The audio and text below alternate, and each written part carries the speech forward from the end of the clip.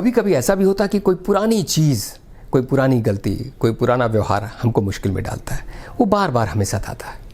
जैसे कहते हैं ना कि आदमी जो कहता है, आदमी जो सुनता है, ज़िंदगी भर वो सदाएं पीछा करती हैं। तो सदाएं तो पीछा करेंगी, उनसे निपटने का तरीका क्या है? उनसे निपटने का भी एक अच्छा सा सूत्र है। सूत्र ये है कि हम उस जो निगेटिव थॉट आते हैं उनको जगह न दें। हम हमेशा अपने आप को आगे की चीज़ों में, भविष्य की चीज़ों में, किसी न किसी चीज़ में उलझाए रखें, क्योंकि खाली दिमाग शैतान का घर। जैसे ही आपका मन खाली होगा, वो पुराने विचार आपको मुश्किल में डालने लगेंगे। आप ये सोचना अगर शुरू कर देते हैं कि भाई उस गलतियों से हमने सीखा क्या है, आप जो चीज़ सीखते हैं अगर उससे आगे बढ़ते हैं तो निश्चित रूप से वो आपके काम आएगी।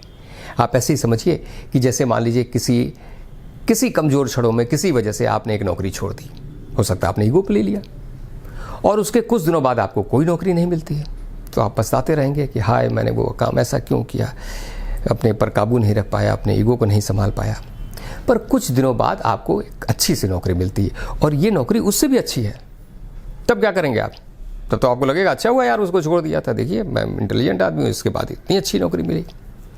पर कभी ऐसा होता है कि अगर आपको मान लीजिए नौकरी नहीं मिली और कुछ दिनों तक नहीं मिली, और हार कर आपने एक छोटा सा बिजनेस शुरू किया, आप पछताते रहते हैं कि गलती हो गई हमसे, हमने वो नौकरी छोड़ दी। लेकिन जैसे धीरे धीरे वो बिज़नेस बढ़ता जाता है और फ्लरिश करता जाता है, और एक दिन आप पाते हैं कि आप एक बहुत बड़े उद्योगपति हैं, तो आप क्या कहेंगे? आप कहेंगे ना कि अच्छा हुआ कि वो नौकरी छूट गई है, वो न छूटती न आज मैं अरबपति होता।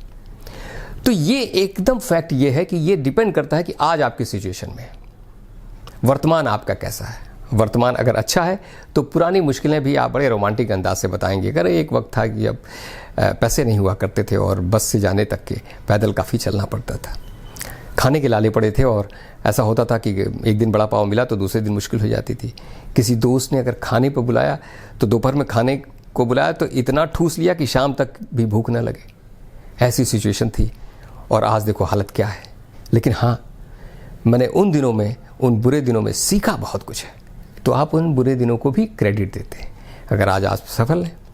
तो सबसे बड़ी चीज़ ये है कि आज की डेट में, वर्तमान में आप अपना ध्यान केंद्रित करें, और वर्तमान में जो कुछ भी कर रहे हैं उसको अच्छे से करने की कोशिश करें। आगम में शिव ने पार्वती से कहा कि वर्तमानेषु वर्तते, वर्तमान में ही रहना चाहिए। पीछे हमारे पास भूत में हम कुछ कर नहीं सकते, जा नहीं सकते, भविष्य भी आगे, उसमें कुछ करना नहीं है। जो कुछ करना है वो इसी प्रेजेंट टाइम में करना है। और अगर पुरानी यादें सताती हों तो उनसे भी कहिए भाई भूली हुई यादें अब इतना न सताओ, अब चैन से रहने दो, मेरे पास ना आओ।